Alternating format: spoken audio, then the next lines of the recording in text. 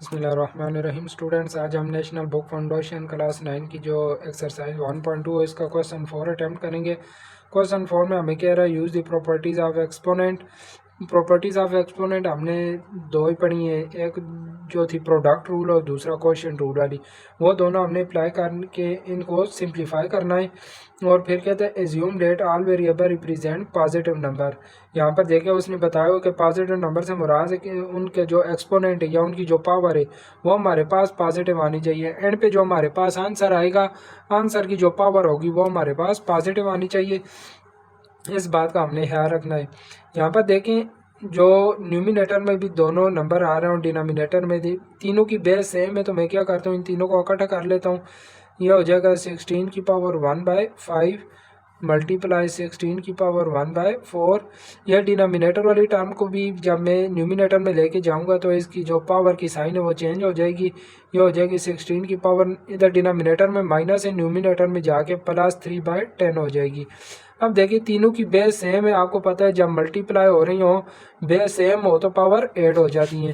یہ ہمارے پاس ہو جائے گی 16 کی پاور 1/5 +1/4 اور آگے +3/10۔ اب 16 کی پاور میں تینوں ہمارے پاس فریکشن والی ٹرمز آ رہی ہیں، اور یہ بھی آپ کو پتہ ہے جب فریکشن والی ٹرمز ایڈ یا سبٹریکٹ ہو رہی ہوں تو ان کا ہم ایل سی ایم لے لیتے ہیں۔ تو میں کیا کرتا ہوں 5، 4 اور 10 کا ایل سی ایم لے لیتا ہوں۔ یہ میں 5، 4 اور 10 کا ایل سی ایم لے لیتا ہوں۔ 2 کا ٹیبل لے کے جائیں گے، 5 اسی طرح آئے گا، 2 2 4 اور 2 5 10۔ پھر 2 کا ٹیبل لے کے جائیں گے، 2 1 2، یہ 5 بھی اسی طرح، پھر 5 کا ٹیبل لے کے جائیں گے، 5 1۔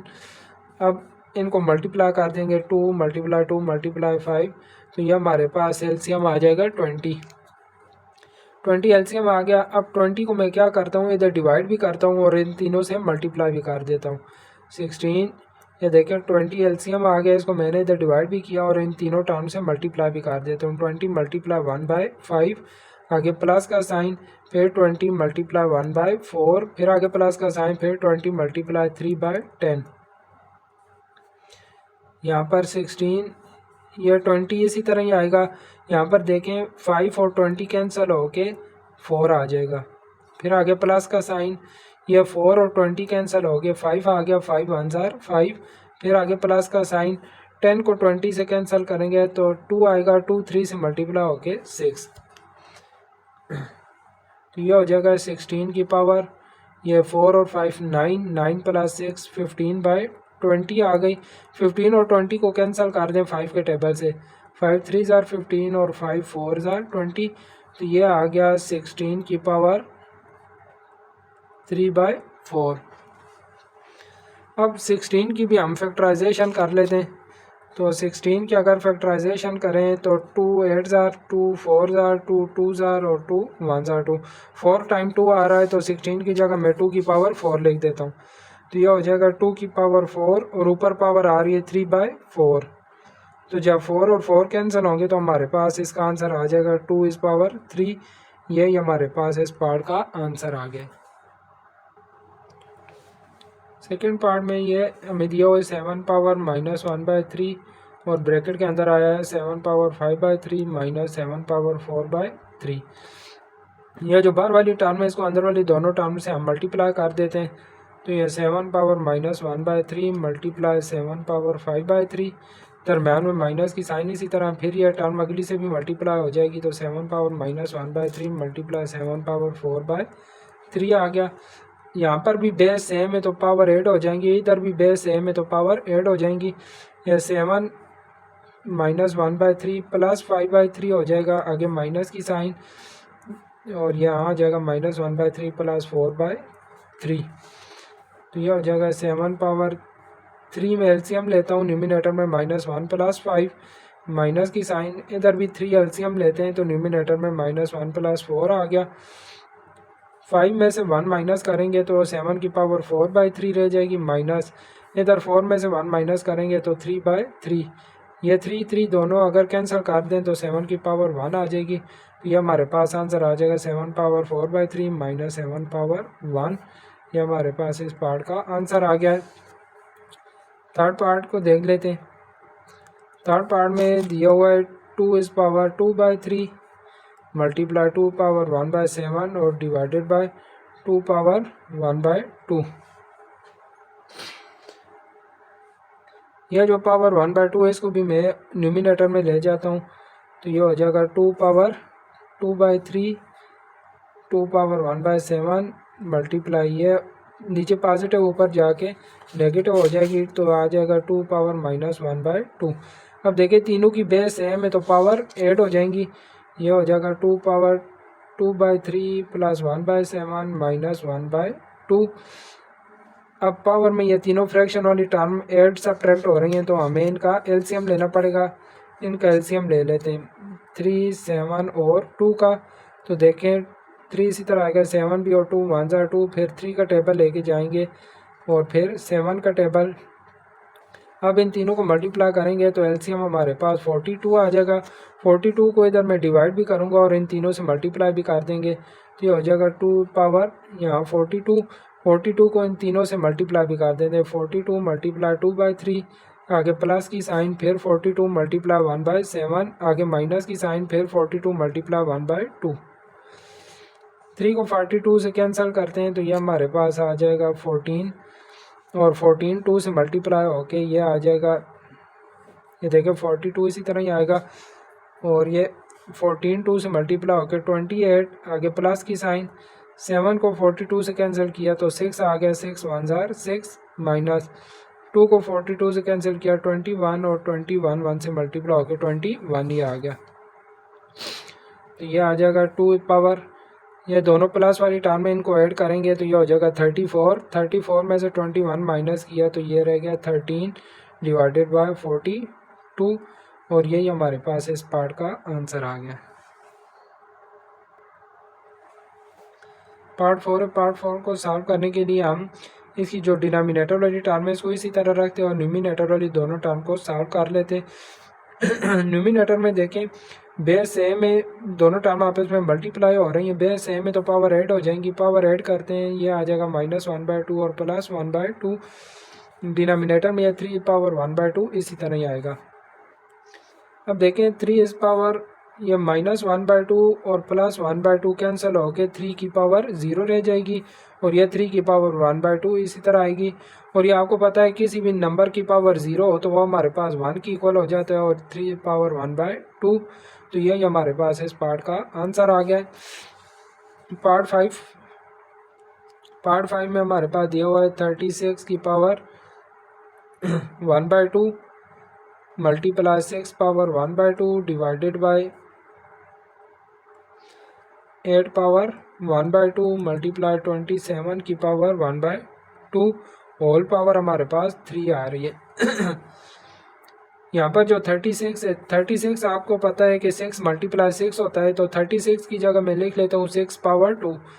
36 की जगह हम लिख लेते हैं 6 पावर 2 और ऊपर आ रही है 1/2 मल्टीप्लाई, बाकी टर्म्स को इसी तरह ही लिखते हैं 6 पावर 1/2, 8 पावर 1/2 और 27 पावर 1/2, ऊपर पावर आ रही है 3। यह 2 और 2 कैंसिल होकर 6 पावर 1 रह जाएगी।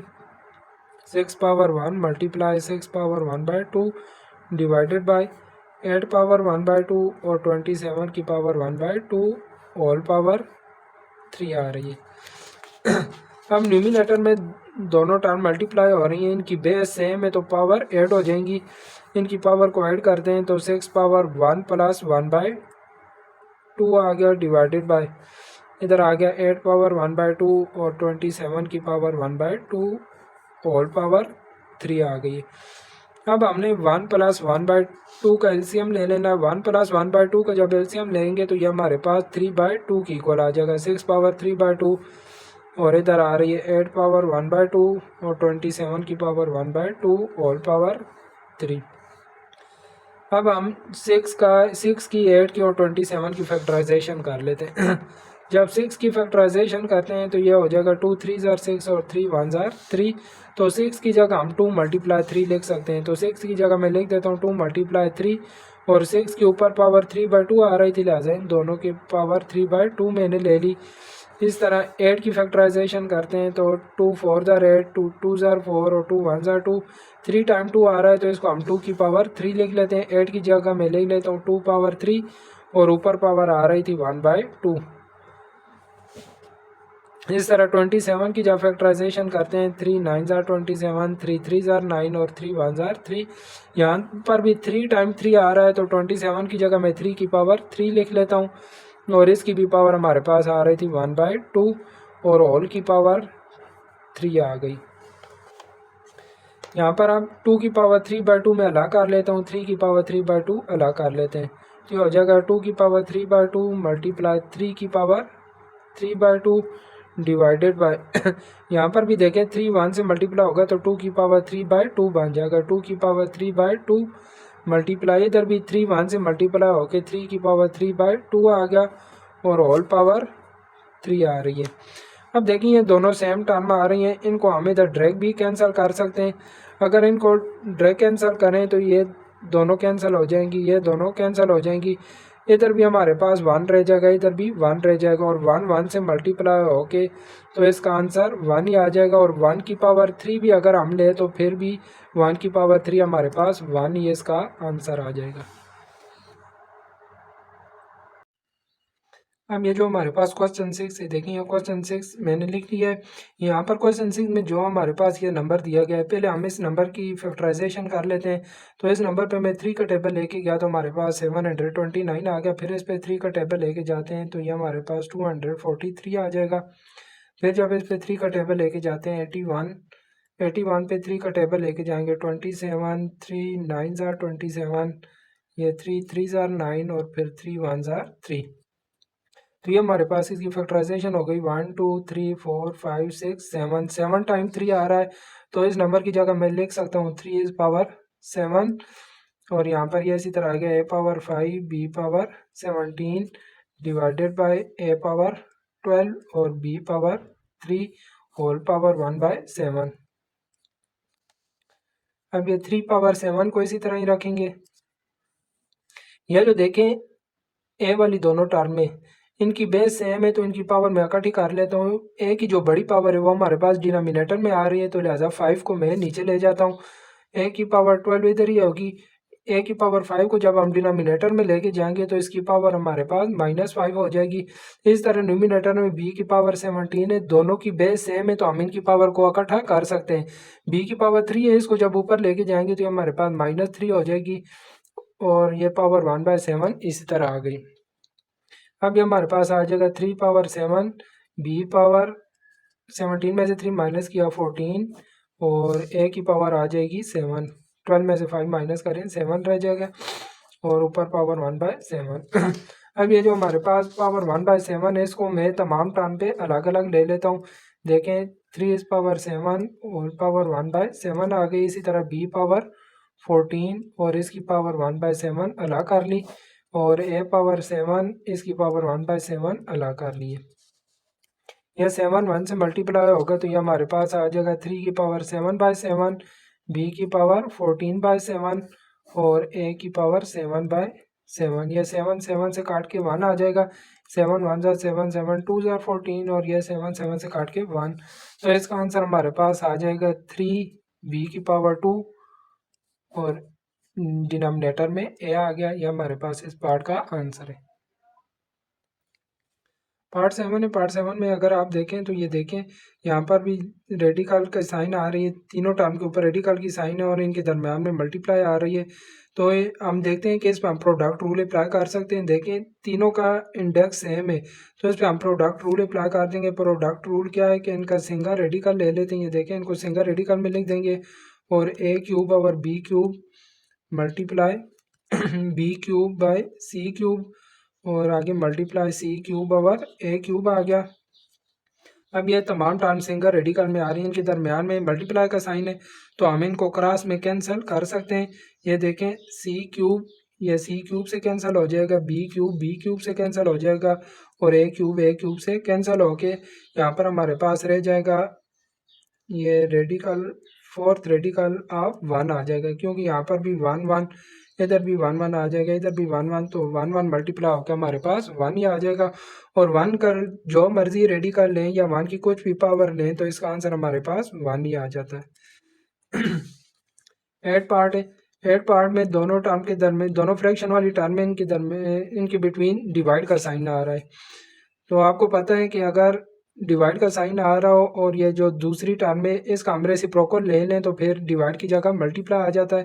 تو ادھر بھی میں وہی کام کروں گا، 4x² y cube divided by 15 a cube b cube, اور یہاں پر اس دوسری ٹرم کا ریسیپروکل لیں گے تو ادھر ہمارے پاس ملٹیپلائی کی سائن آ جائے گی.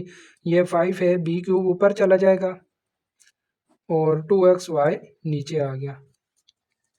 اس کے بعد ہم دیکھیں گے کہ جو ٹرمز کینسل ہوتی ہیں ان کو کینسل کر دیتے ہیں. یہ دیکھیں کراس میں کینسل کریں گے، 2 1s are 2 اور 2 2s are 4.